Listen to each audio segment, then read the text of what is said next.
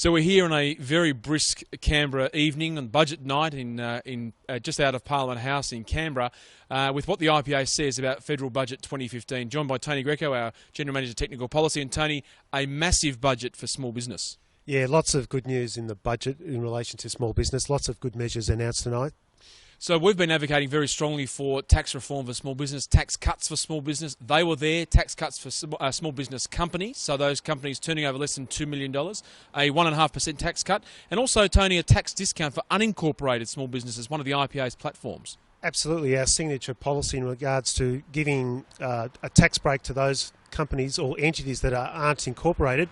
Effectively, they've received a discount tonight, so it's effectively a 1 or 5% discount up to a cap of $1,000. So very much what we've been asking for, and it was our signature policy, and it looks like the government's been listening.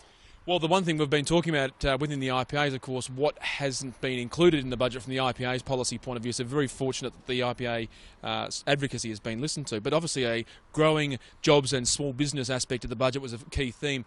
One of the other aspects in relation to small business was the immediate asset, the instant asset write-off up to $20,000. Your thoughts on that one, Tony? Yeah, it was much of a surprise because the amount everyone expected $10,000, but to our surprise, the threshold is $20,000, effective from budget night, so people can go out as of tomorrow and spend up to $20,000, and this is $20,000 per asset, so it's not $20,000 all up, it's $20,000 per asset, so a very, very good measure from small business.